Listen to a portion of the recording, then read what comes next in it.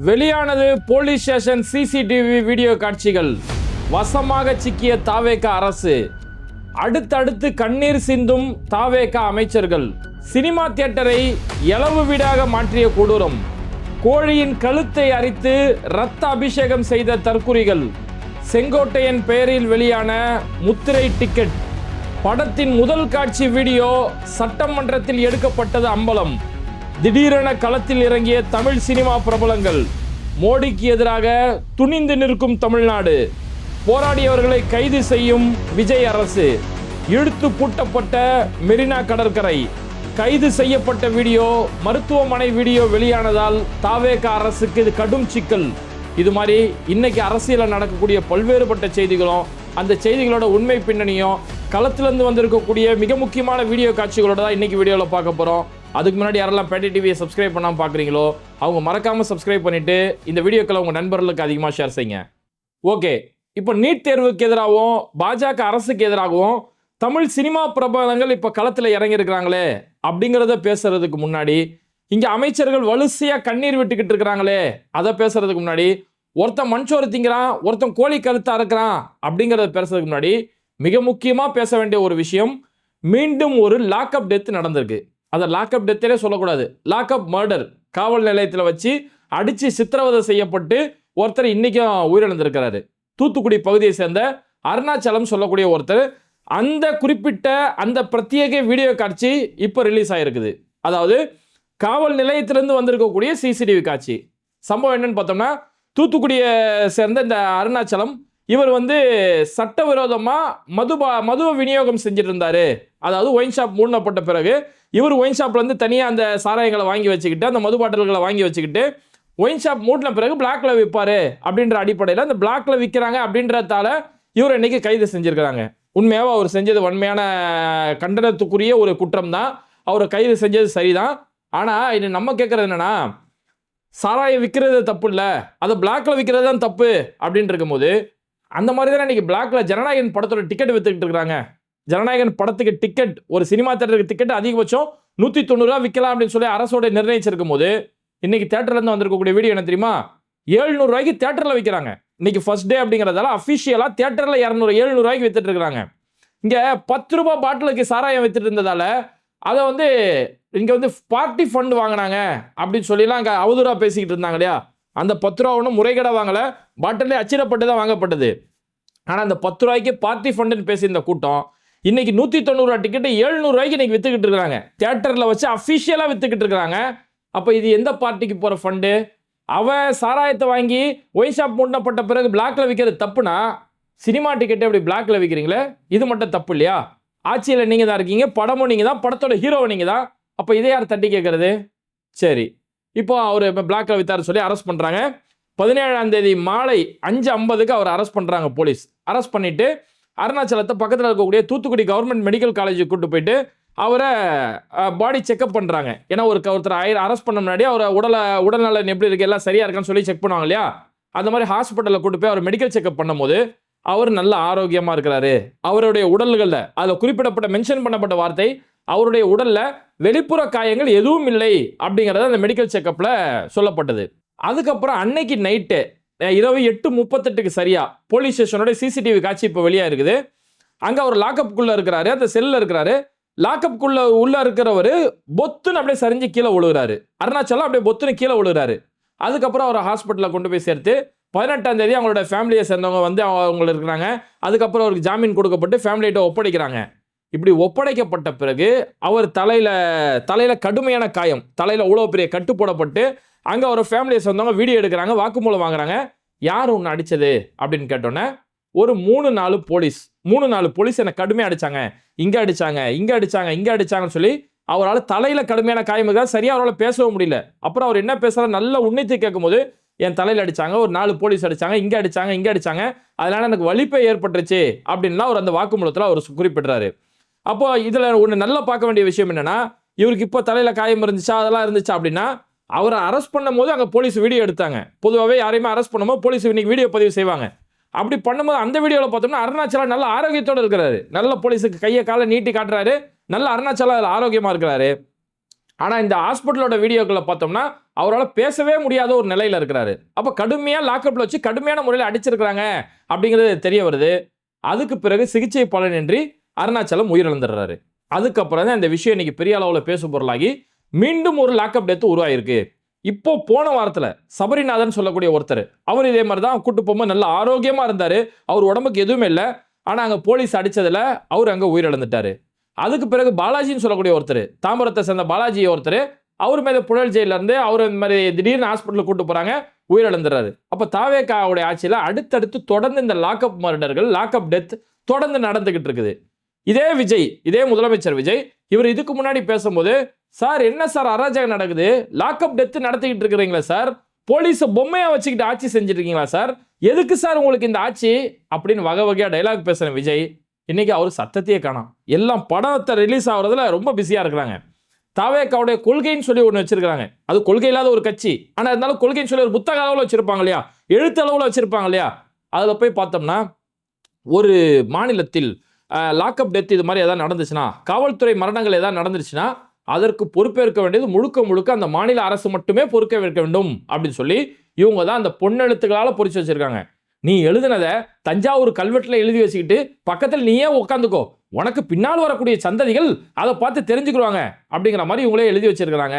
ஆனால் இவங்களுடைய ஆட்சியில் இன்னைக்கு இவ்வளோ பெரிய லாக்அப் டெத் ஏற்படுத்தப்பட்ட பிறகு யாரையுமே வாய் திறக்கிறது, யாரையுமே காணோம். அவங்க இந்த கட்சியில் ஒருத்தர் கூட காணோம். எல்லாம் சினிமா தேட்டரில் பிஸியாக இருக்கிறாங்க. சம்பவம் தூத்துக்குடி பகுதியில் நடந்ததால தூத்துக்குடியில் முன்னாள் திமுகவுடைய அமைச்சர் கீதா ஜீவன் தான் இன்னைக்கு களத்தில் நிற்கிறாங்க. அந்த சம்பந்தப்பட்ட பாதிக்கப்பட்ட குடும்பத்துக்கு எல்லா உதவிகளும் செஞ்சு இன்னைக்கு ஒரு சட்ட போராட்டம் நடத்தக்கூடிய இடத்துல கீதா ஜீவன் தான் இருக்கிறாங்க. இங்கே தான் இந்த மக்களுடைய நிலைமை பார்க்க முடியுது. வெறும் சினிமா கவர்ச்சியை பார்த்து ஏதோ ஒரு மாற்றம் சொல்லி அந்த மாற்றத்துக்கு தகுதியே இல்லாத ஒரு கூட்டத்துக்கு ஓட்டு போட்டுட்டு இன்னைக்கு அந்த மக்கள் யாரை கேட்டு அலையுது, நீதி எனக்கு பாதிக்கப்பட்டேன், நீதி வேணும்னு சொல்லி திரும்பவும் திமுகவை நோக்கி ஓடுறாங்க. கரண்ட் போயிடுச்சு, பல வேற ஊரில் கரண்ட் போனோன்னே யார் எம்எல்ஏனே தெரில, எங்கே போய் எம்எல்ஏ யாரை போய் தேடுறது, என் தொகுதி எம்எல்ஏ யாருன்னே தெரியாமல் நீங்கள் போய் தேடிட்டு இருக்காங்க. அதுக்கப்புறம் திமுகவோ அதிமுகவை சேர்ந்த முன்னாள் எம்எல்ஏக்களை போயிட்டு, சார் கரண்ட் இல்லை சார், நீங்கள் தான் சார் வரணும். எப்போ நான் எம்எல்ஏ இல்லாமல் நான் வந்து என்னமா செய்ய முடியும் அப்படின்னா, இல்லை நீங்கள் தானே எதனாலும் உதவி செய்வீங்க அப்படின்னு கேட்கக்கூடிய ஒரு நிலைமையில தான் இன்னைக்கு இவ்வளோ பெரிய பிரச்சனை ஏற்பட்ட பிறகும் திமுகவுடைய முன்னாள் அமைச்சர் அக்கா கீதா ஜீவன் தான் அங்கே களத்தில் நிற்கிறாங்க. இவங்களுடைய தாவேகாவுடைய அமைச்சர்கள் எம்எல்ஏக்கள்லாம் எங்கே இருக்கிறாங்கன்னு பார்த்தா சினிமா தேட்டரில் செம்ம பிஸியாக இருக்கிறாங்க.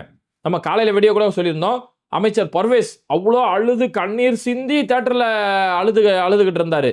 அதுக்கப்புறம் அடுத்தடுத்து வரக்கூடிய அங்கேருந்து வளரக்கூடிய வீடியோக்கள், தாவேகாவுடைய அமைச்சர் விஜய் பாலாஜி, இவர் வந்து ஜவுளித்துறை அமைச்சர், அவரை பார்த்தோம்னா அங்கே இருக்கக்கூடிய பேனர் அப்படியே தடவிக்கிட்டே போகிறாரு. ஐயோ அண்ணாவோட கடைசி படமாச்சே, இதுக்கப்புறம் தேட்டரில் இவர் இப்படி பார்க்கவே முடியாது, எவ்வளோ பெரிய கஷ்டமாக இருக்குதே அப்படி சொல்லி அந்த பேனர்களை அப்படியே தடவிக்கிட்டு அவரால் மனசு வரவே இல்லை, அப்படி பேனர்களை தடவிக்கிட்டு போகிறாரு. மதுவிலக்கு ஆயத்துறை அமைச்சர் விக்னேஷ், அவரு போய் ஒரு பக்கம் தேட்டரில் போய் அவரு ஒரு பக்கம் கண்ணீர் சேர்ந்து அழுகுறாரு. எங்கள் அண்ணன் புசி ஆனது பச்சை புள்ள அவர்லாம் தேட்டரில் விம்மி அழுவக்கூடிய அளவுக்கு புசி ஆனதோட நிலைமை அந்த பக்கம் ஒரு பக்கம் இருந்து இருக்குது. பிற்படுத்தப்பட்டோர் நலத்துறை அமைச்சர் சம்பத்குமார், அவரு ஒரு பக்கம் அழுகுறாரு. இந்த கரூரில் கூட்ட நெரிசல் ஏற்பட்டுனா விட்டுட்டு ஓடினாங்களே, அதில் அந்த மாவட்ட செயலாளராக மதியழகன் ஒருத்தர் இருந்தார், அவர்லாம் தேம்பி அழுதுட்டு இருக்காரு மனுஷன். அதுக்கப்புறம் ராயபுரத்துடைய எம்எல்ஏ, ராயபுரத்தோட தாவேகா எம்எல்ஏ தாமு, அந்த தாமு பார்த்தோம்னா அவங்க ஏரியாவில் இருக்கக்கூடிய பெண்களுக்கெல்லாம் டிக்கெட்லாம் அப்படியே ஃப்ரீயாக கொடுத்து பயங்கரமான செலிப்ரேஷன் பண்ணிக்கிட்டு இருக்காங்க. டெல்லியில் அங்கெல்லாம் அடி வாங்குற அதெல்லாம் நமக்கு தேவையில்லம்மா, நம்ம வாங்க தளபதி படத்தை நம்ம தான் வைப் பண்ணுறோம், நம்ம மாஸ் பண்ணுறோம் அப்படின்னு சொல்லி பெண்களுக்கு இலவச டிக்கெட் கொடுத்துட்டு, பெண்களுக்கு எப்பேற்பட்ட உரிமைகள் கொடுக்கப்பட்ட ஒரு மாநிலம், பெண்களுக்குன்னு சொல்லி ஒரு காவல்துறையில் ஆண்கள் மட்டுமே பணிபுரியக்கூடிய ஒரு நிலைமை இருக்கும்போது 1973 கலைஞர் முதலமைச்சராக இருக்கும்போது பெண்களும் காவல் நிலையத்தில் பணிபுரியலாம், காவல்துறை அதிகாரிகளாக பெண்களும் இருக்கணும் அப்படின்னு சொல்லி பெண்களை காவலில் பாதுகாப்பு படையாக கொண்டு வந்த ஒரு மாநிலம் இந்த தமிழ்நாடு. அந்த பெண்கள் வேற அப்படியே இருந்துடக்கூடாது, வீட்டில் அவங்க ஒரு இல்லத்தரசிகளாகவே இருந்தாலும் அவங்களுக்கு மகளிர் சுய உதவி குழுன்னு ஒன்று ஆரம்பிக்கணும்னு சொல்லி 1979 கலைஞர் மகளிர் சுய உதவி குழுன்னு ஆரம்பிக்கிறாரு. பெண்கள் வந்து கண்ட இடங்களில் வட்டி வாங்கிட்டு இருக்கக்கூடாது, அரசே அவங்களுக்கு குறைந்த அளவில் வட்டி கொடுக்கணும், அவங்களுக்கு சுய தொழில் செய்யறதுக்கான மானியங்கள் அரசு தரணும், பெண்களும் அவங்க பங்குக்கு அவங்க முன்னேறணும், வீட்டில் முடங்கியே கிடக்கக்கூடாதுன்னு சொல்லி இப்படியெல்லாம் பெண்களை மானியங்கள் சலுகைகள் மூலயமா பெண்களுக்கு பல திட்டங்கள் மூலயமா முன்னேற்றப்பட்ட மாநிலம். அதனால தான் கடந்த திமுகவுடைய ஆட்சியில் ஆட்சி பொறுப்பேற்ற முதல் கையெழுத்து பெண்களுக்கு கட்டணம் இல்லா பேருந்து, பெண்களுக்கு கலைஞர் உதவித்தொகைன்னு சொல்லி மாதம் 1000 ரூபாய், இதெல்லாம் கொடுத்தது இந்த பெண்கள் மேம்பட்டு வரணும் அப்படிங்கிறதுக்காக. ஆனால் இது எல்லாத்தையுமே ஒட்டுமொத்தமாக தூக்கி போட்டுட்டு அதெல்லாம் நமக்கு தேவையில்லை, எவன் போராட எவன் செத்தா நமக்கு என்ன, வா நம்ம தலைவரோட படத்தை போய் பார்க்கலாம் அப்படின்னு சொல்லி எல்லாம் குரூப்பா வைப் பண்ணிக்கிட்டு கச்சேரி கச்சேரின்னு சொல்லி பாட்டு பாடிக்கிட்டு இன்னைக்கு போய் எல்லாம் வைப் பண்ணக்கூடிய ஒரு நிலைமையில தான் இவங்க இன்னைக்கு சினிமா தட்டில் இருக்கிறாங்க. அதுல குறிப்பா தாவேகாவுடைய ஒரு அமைச்சர் ராஜீவ் அப்படின்னு சொல்லக்கூடிய ஒரு அமைச்சர், அவர் வந்து சுற்றுச்சூழல் துறை அமைச்சர். இந்த சுற்றுச்சூழல் துறை அமைச்சர் அவருடைய மகனா இல்ல வேற யார் சின்ன பிள்ளையா தெரியல, ஒரு சின்ன பிள்ளையோட போய் படம் பார்க்க போறாரு. இந்த ஜனநாயகன் படம் ஏ சர்டிபிகேட் வாங்கப்பட்ட ஒரு படம். அதாவது 18 வயதிற்கு மேற்பட்டவர்கள் தான் இந்த படத்தை வாங்கணும் பார்க்கணும் அப்படின்னு சொல்லி இன்னைக்கு சென்சார் போர்டு அனுமதி கொடுத்தது ஏ சர்டிபிகேட் உள்ள ஒரு படம். அந்த ஏ சர்டிபிகேட் இருக்கக்கூடிய ஒரு படத்துக்கு சின்ன பிள்ளை, அந்த பிள்ளைக்கு ஒரு 10 வயசு கூட இருக்கும், அந்த 10 வயசு பிள்ளைய அந்த விதியை மீறி உள்ள கூப்பிட்டு போயிருக்கிறாங்க. ஏடா இவங்க என்னைக்குமே விதியை மதிச்சது கிடையாது. கட் அவுட்டுக்கு மேலே ஏறி போறது, கூட்டத்தில் போய் நெருக்கிக்கிட்டு போறது, அங்க போய் எகிறது, இங்க போய் எகிறது, போலீஸ்காரன் கையை கடிக்கிறது, இப்படி செஞ்சு தொடர்ந்து இந்த விதிமீறல் செய்யப்பட்டு பழகினதால இன்னைக்கு 10 வயசு பிள்ளைய ஒரு ஏ சர்டிபிகேட் இருக்கக்கூடிய ஒரு படத்துக்கு இன்னைக்கு இவங்க கூப்பிட்டு போறாங்க. இன்னொரு பக்கம் அமைச்சர் செங்கோட்டையன் அவர் என்ன செய்யறாரு, இலவசமா டிக்கெட் கொடுக்குறாரு. ஒரு முத்திரை குத்தி அமைச்சர் செங்கோட்டையன் அவர்களால் இலவசமாக வழங்கப்பட்ட டிக்கெட். பழைய விஜய் படத்துல நம்ம பாடியிருப்போம், இந்த பாடலை பாடியவர் உங்கள் விஜய், அந்த மாதிரி இந்த டிக்கெட்டை அன்பளிப்பாக வழங்கியவர் உங்கள் செங்கோட்டையன் அப்படி சொல்லி டிக்கெட்ல முத்திரை கொடுத்து அவர் ஒரு பக்கம் டிக்கெட்டை விநியோகம் பண்ணக்கூடிய ஒரு நிலைமைகள் இங்க நடந்துகிட்டு இருக்குது. இப்படி எல்லாம் இவங்க இருக்கிறதால இன்னைக்கு சட்டமன்றத்தில் நடந்திருக்கக்கூடிய பட்ஜெட் தொடர்பான துறை ரீதியான ஒரு ஆய்வு கூட்டம் அது இன்னைக்கு ரத்து செய்யப்பட்டிருக்கு. ஏன்னா முதலமைச்சர் அங்க சினிமாவில் பிஸியா இருக்கிறாரு, அவரும் சினிமா ஃபர்ஸ்ட் ஷோ பார்க்க போயிட்டாரு, அமைச்சர்கள் எல்லாம் கண்ணீர் சிந்திக்கிட்டு ஃபர்ஸ்ட் ஷோ பார்க்க போயிட்டாங்க. அப்போ சட்டமன்றத்திலேயோ தலைமைச் செயலகத்தில் யாருமே இல்லாமல் அங்கே வெறிச்சோடி கிடக்குது. அதனால பட்ஜெட் சம்பந்தமான ஆய்வு கூட்டம் இன்னைக்கு நடத்தப்படக்கூடாத ஒரு நடத்த முடியாத ஒரு நிலைமையில இருக்குன்னு சொல்லி எல்லா ஊடகங்கள்ல இருந்து இந்த செய்திகள் வந்துகிட்டு இருக்கு. சரி, அமைச்சர்களே இப்படி இருந்தா அப்போ அந்த ரசிகர்கள், அப்பாவி பையன், ஒரு தற்குறித்தனமா வளர்க்கப்பட்ட ஒரு பையன், அவனை எப்படி இருப்பான்? தியேட்டர்ல போய் ஒருத்தன் அழுகுறான், ஐயோ அண்ணாவோட கடைசி படம் இதுதான், இதுக்கப்புறம் நான் இவரை தியேட்டர்ல பார்க்கவே முடியாது அப்படின்னு சொல்லி தேம்பி தேம்பி அழுகுறான். அவன் குடும்பத்துல யாராவது இறந்து போயிட்டா கூட மூதேவி இப்படி அழுவுமான்னு தெரியல, அந்த மூதேவி உட்காந்துட்டாங்க அழுவுது, இவருக்கப்புறம் நான் தியேட்டர்ல வந்து அண்ணாவை பார்க்கவே முடியாது, அண்ணா படம் இனிமேல் ரிலீஸே ஆகாதே அப்படின்னு சொல்லி. அடே, அவர் சினிமாவில் தானே நடிக்கல, இதுக்கடுத்து அவர் அரசியல நடிச்சுக்கிட்டு தான் இருக்கிறாரு. அந்த இது கூட புரியாம இருக்கிறாங்க. இன்னும் 2 பேர் வந்தானுங்க, வரும்போது கையில நாட்டுக்கோழி ஒன்று கையில பிடிச்சிட்டு வந்துட்டாங்க. அந்த கோழி எடுத்துட்டு வந்து வழக்கமா இந்த கூட்டம் கட் அவுட்டுக்கு பாலாபிஷேகம் செய்யும். இந்த தடவை கொஞ்சம் டிஃப்ரெண்டா பாலாபிஷேகம் செஞ்சாங்க. ட்ரோன் மூலியமா போய் அந்த ட்ரோன்ல இருந்து மேல கட் அவுட்டுக்கு பாலாபிஷேகம் செய்யக்கூடிய அளவுக்கு டெக்னிக்கலா முன்னேறாங்களாம். அவன் மற்ற நாடுகள் எல்லாருமே டெக்னிக்கலா இந்த ஏஐ வழியாவும் கல்வியை அடுத்த கட்டத்துக்கு போயிட்டு இருக்காங்கன்னா இவங்க எதை நோக்கி போயிட்டு இருக்கிறானுங்க? இந்த சந்தானம் ஒரு காமெடி சொல்லுவான், ஜப்பான்காரன் எதையோ கண்டுபிடிக்கிறான், நான் எதை கண்டுபிடிச்சுன்னு வந்திருக்குது பாரு அப்படின்னு சந்தானம் சொல்ற மாதிரி தான் இந்த ட்ரோன் அந்த சிஸ்டத்தை மேலே போய் மேலேருந்து கட் அவுட்டுக்கு பாலாபிஷேகம் செய்யறதுக்காக ஒரு கூட்டம் பயன்படுத்துது. இன்னொரு கூட்டம் என்ன பண்ணுதுன்னு பார்த்தோம்னா, கையில் வரும்போது ஒரு கோழியை கையில் கொண்டு வந்துட்டு அந்த கோழியை கொண்டு வந்து விஜய் அவருடைய கட் அவுட்டுக்கு முன்னாடி வச்சு கரன்னு அந்த கோழியை துடிக்க அறுத்துட்டு அந்த கோழிலேருந்து இப்போ ரத்தம் வருதா, அந்த ரத்தத்தை அந்த கட் அவுட்டுக்கு அவர் ரத்தாபிஷேகம் செய்கிறாரு. நான் பாலாபிஷேகம்ல ரத்தாபிஷேகம் செய்கிறாரு. இதே ஆட்சியில தான் பக்ரீத் பண்டிகைக்கு பொது இடங்கள்ல மாடு வெட்டக்கூடாது, ஆடை வெட்டக்கூடாது சொல்லி ஒரு தீர்ப்பு வந்தது. அந்த தீர்ப்புக்கு வாய மூடி அமைதியா இருந்துக்கிட்டு இன்னைக்கு தியேட்டர் வாசல்ல போயிட்டு கோழி அறுத்து அந்த கோழி ரத்தத்தை பாலாபிஷேகம் செய்யக்கூடிய அளவுக்கு இவ்வளவு ஒரு கேவலமான ஒரு தற்கொலை கூட்டம் வட மாநிலங்கள் கல்வியால எங்கேயோ போயிட்டு இருக்கலாம். பானிபூரிக்காரன் நம்ம கிண்டல் பண்ண அந்த வடக்கா இன்னைக்கு கல்விக்காக அங்க உரிமைக்காக போராடிக்கிட்டு இருக்கிறான். இங்க நம்ம பகுத்தறிவு மாநிலம் சொல்லப்பட்ட இந்த தமிழ்நாடு இவ்வளவு ஒரு சீர்கட்டு போய் இன்னைக்கு அழிஞ்சிருக்காங்களே சொல்லி அவ்வளவு நமக்கு பார்க்க வருத்தமா இருக்குது. ஆனா அந்த கூட்டத்திலேயே ஒருத்தன் வந்தான். சென்னையில் இருக்கக்கூடிய ரோகிணி தியேட்டர்ல ஒரு பையன் உள்ள வந்து அங்க ஆட்டம் ஆடி பாட்டு பாடிட்டு இருக்கக்கூடிய இந்த கூட்டத்துக்கிட்ட, ஃப்ரெண்ட்ஸ் இங்க பாருங்க, டெல்லியில் அவ்வளோ பெரிய போராட்டம் நடந்திருக்கு, நீங்க படம் பாருங்க, செலிப்ரேஷன் பண்ணுங்க. அதே நேரத்தில் நம்ம இவ்வளோ பெரிய கூட்டம், நம்ம இவ்வளோ பெரிய சோசியல் மீடியாவில் ஆக்டிவா இருக்கக்கூடிய நம்ம அந்த டெல்லி போராட்டத்துக்கு நம்மளுமே குரல் கொடுத்தோம்னா அந்த மாணவர்கள் உரிமை பாதுகாக்கப்படும். இது நமக்கு தான் அந்த பிரச்சனை, ஏதோ அவங்களுக்கு மட்டும் உள்ள பிரச்சனை இல்லை, நமக்கு தான் அந்த பிரச்சனை அப்படி சொல்லி அந்த மாணவர்கள்ட்ட ஏதோ ஒரு விழிப்புணர்வு செய்கிறான். உடனடியாக தாவேக்காவுடைய காவல்துறை அவனை பிடிச்சி இழுத்துட்டு போயிருது. அவனை தம்பி இதெல்லாம் இங்கே பேசக்கூடாதுப்பா, தம்பி இதெல்லாம் இங்கே பேசக்கூடாதுப்பான்னு சொல்லி உடனடியாக அங்கேருந்து அவனை வெளியேற்றிக்கிட்டு அவங்கள கைது செஞ்சாங்களே தெரியல, அவனை உடனடியாக அங்கேருந்து வெளியேற்றக்கூடிய ஒரு வேலைகளை செய்கிறாங்க. ஏன்னா இன்னைக்கு எஸ்எஃப்ஐ சார்பில், கம்யூனிஸ்ட் கட்சியோட மாணவர் அமைப்பு சார்பில், எஸ்எஃப்ஐ சார்பில் ஆங்காங்கே தமிழ்நாட்டில் போராட்டம் நடக்குது. அந்த போராடக்கூடிய மாணவர்களை தரன்னு பிடிச்சி இழுத்துட்டு போகிறாங்க. தமிழ்நாடு காவல்துறை, விஜயோடைய காவல்துறை தரன்னு பிடிச்சி இழுத்துட்டு போய் அரெஸ்ட் பண்ணுறாங்க. அவங்கள பிடிச்சி கையை பிடிச்சி தூக்குறது, காலை பிடிச்சி இழுத்துட்டு போகிறது. இதில் கொடுமை என்னன்னா, அதில் அரெஸ்ட் பண்ண வந்த பல காவல்துறை அதிகாரிகளுக்கு பேட்சே இல்லை. இதை பார்க்கும்போது நமக்கு என்னது பாஜக அப்படியே இருக்கு, பாஜக இவங்களும் ஒரே கண்ணாடி மாதிரில செயல்படுறாங்க. அங்க வடக்குல யாரெல்லாம் மாணவர்களை தாக்குறாங்களோ அந்த போலீஸுக்கோ பாதுகாப்பு அதிகாரிகளுக்கோ அங்க அவங்களோட பேர் போட்ட பேட்ச் இல்லை. இங்கேயுமே தாவேக்காவுடைய காவல்துறை வராங்க, இங்கேயுமே அந்த வரக்கூடிய காவல்துறை அதிகாரிகளுக்கு பேட்ச் இல்லை. அங்கே போராடக்கூடிய மாணவர்கள் இருக்கிறாங்க, சார் இவங்க போலீஸா இல்லை ரவுடியா சார், யாருக்குமே பேட்ச் இல்லை சார், உண்மையாக போலீஸ் தானா இல்லை ரவுடிகளை வச்சு ஏதாவது பண்ணுறீங்களா அப்படின்னு சொல்லி அந்த மாணவர்கள் நியாயம் கேட்கக்கூடிய அளவுக்கு இங்கே போராடக்கூடிய மாணவர்களை ஒடுக்கக்கூடிய ஒரு நிலைமைகள் தான் ஏற்பட்டுக்கிட்டு இருக்கு. எந்த அளவுக்கு இன்னைக்கு வரம்பு மீறி போயிட்டாங்கன்னா, அதாவது விஜய், முதலமைச்சர் விஜய் பாஜகவை பற்றியோ மோடி அவர்களை பற்றியோ வாயை திறந்து பேச மாட்டார். பார்த்தா போராட்ட களமே இருக்கக்கூடாதுன்னு பார்க்குறாருன்னு தெரியல. மெரினா பீச் இன்னைக்கு இழுத்து போடப்பட்டிருக்குது. மெரினா பீச் இழுத்து போடப்பட்டு யாருமே போராட்டத்துக்கு வந்துடக்கூடாது அப்படிங்கிறதுக்காக மெரினா பீச் வழியா எங்கெங்கெல்லாம் என்ட்ரன்ஸ் இருக்குமோ எல்லா என்ட்ரன்ஸுமே பேரிகார்டு வச்சு மூடப்பட்டுருச்சு.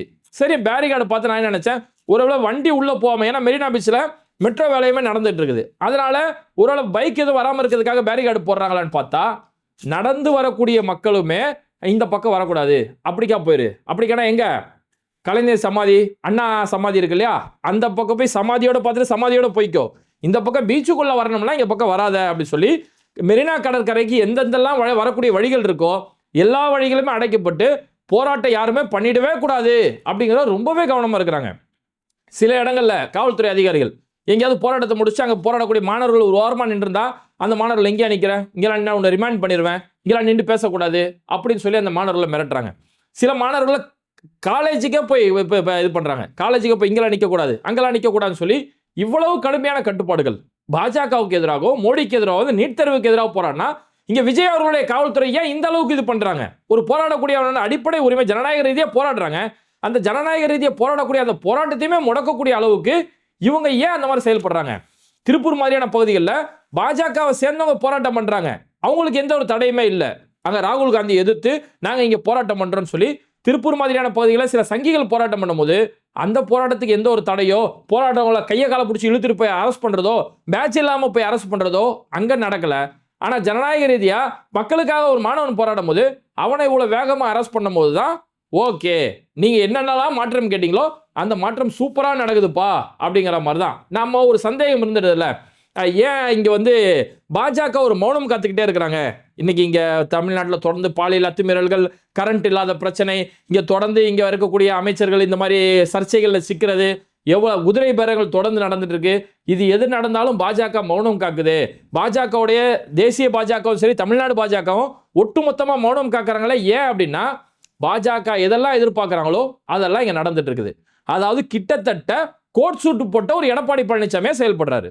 எடப்பாடி பழனிசாமி முதலமைச்சராக இருக்கும்போது இங்கே என்னவெல்லாம் நடந்ததோ, பாஜகவுடைய செயல் திட்டம் எப்படியெல்லாம் இங்கே நடைமுறைப்படுத்தப்பட்டதோ அந்த மாதிரி தான் இங்கே நடந்துட்டு இருக்கு. அப்போ கோட் சூட்டு போட்ட ஒரு எடப்பாடியாக தான் இன்னைக்கு விஜய் செயல்பட்டுக்கிட்டு இருக்கிறாரு அப்படிங்கிறது தான் இன்னைக்கு மக்களால் பார்க்கப்பட்டுக்கிட்டு இருக்கு.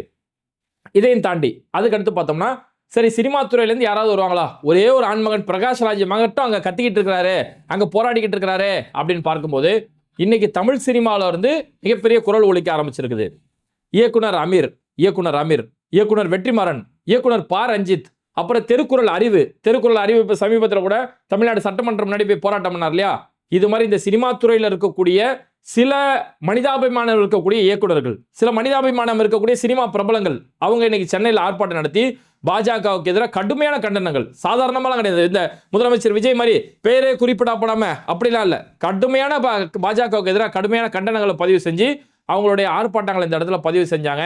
அதனால இப்படி எல்லாம் இருக்கக்கூடிய நேரத்தில் இங்கே அந்த போராடக்கூடிய மாணவர்கள், அது டெல்லியோ தமிழ்நாடோ, இங்கே போராடக்கூடிய மாணவர்கள்னா நீங்கள் பிரபலங்கள் யார் வந்தாலும் சரி, வரலனாலும் சரி, விஜய் மாதிரியான பிரபலங்கள் நீங்கள் வாயை திறந்தாலும் சரி, திறக்கப்படலாலும் சரி, எங்களுடைய போராட்டம் நடந்துக்கிட்டே இருக்கும். நீட் தேர்வு ஒட்டுமொத்தமாக ரத்து செய்யப்படுற வரைக்கும் எங்களுடைய போராட்டம் தொடர்ந்துக்கிட்டே இருக்கும்னு சொல்லி தமிழ்நாடு மாணவர்களுடைய குரல். நீட் எக்ஸாமில் அந்த முறைகேடுகள் தடுத்து நிறுத்தப்பட்டு அமைச்சர் தர்மேந்திர பிரதான் பதவி விலகணுன்றது டெல்லி மாணவர்களுடைய கோரிக்கை. அப்போ இந்த கோரிக்கை நடக்கிற வரைக்கும் எங்களுக்கு யார் ஆதரவு இருக்கோ இல்லையோ எங்களுடைய போராட்டம் ஜனநாயக ரீதியாக ஆக்கப்பூர்வமாக எங்களுடைய போராட்டம் நடந்துக்கிட்டே இருக்குன்னு சொல்லி இந்த மாணவர்களுடைய கோரிக்கை. அதில் ஒரு மாணவியோட வீடியோ கூட பார்க்க முடிஞ்சது. தனி ஒரு ஆளா மும்பையில் இந்த மாணவர்களை அரெஸ்ட் பண்ணுறதுக்காக வேன் வருது, போலீஸ் ஜீப் வருது, தனி ஒரு ஆளா அந்த வேனை ஒரு ஒத்த கையில் ஒரு புள்ள நிறுத்துது. அப்போ இந்த ஒரு தனி ஒரு துணிச்சல் இருக்குல்ல, இந்த துணிச்சல் இருக்க வரைக்கும் இங்கே யாருடைய ஆதரவோ இந்த தற்கொலைகள் எக்கெடுக்கிட்டு போனாலோ அந்த மாணவர்கள் அஞ்ச போகிறதில்ல, அவங்க உறுதியாக அங்கே களத்தில் நிற்கிறாங்க. என்னன்னா இந்த தற்கொலைகள் இப்பயாச்சும் கொஞ்சமாச்சும் தயவு செஞ்சு புரிஞ்சுக்கணும். சினிமான் இருக்கீங்களே, நீங்கள் யாரெல்லாம் சினிமா வச்சு கொண்டாடிங்களோ, கில்லி படத்தோட ஹீரோவை வச்சு கொண்டாடிங்களோ, அந்த கில்லி படத்தோட ஹீரோ உங்களுடைய ரசிகர்களுக்கு மட்டும்தான் முதலமைச்சராக இருக்கிறாரு. ஆனால் அதே கில்லி படத்தில் நடிச்சார்ல ஒரு வில்லன், அந்த கில்லி படத்தில் நடித்த வில்லன் இன்னைக்கு மாணவர்களுடைய கதாநாயகனா நிற்கிறாரு.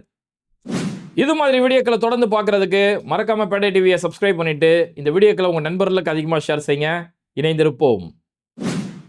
Mister perfect extra gold. தாம்பத்திய வாழ்வில் தடுமாற்றமா? இல்லற வாழ்க்கை இனிமையாக அமைய வேண்டுமா? இனி கவலை வேண்டாம். பல வருடங்களாக குழந்தை இல்லாதவர்களுக்கும் குழந்தை பாக்கியம் கிடைத்துள்ளது. வயதான பலகினமா, சுகர் பலகினமா, அனைத்திற்கும் ஒரே தீர்வு. எவ்வித கலப்படமும் இன்றி 100% ஹலாலான முறையில் தயாரிக்கப்படுகிறது. இப்போதே ஆர்டர் செய்யுங்கள். மேலும் விவரங்களுக்கு கீழுள்ள எண்ணை அணுகுங்கள்.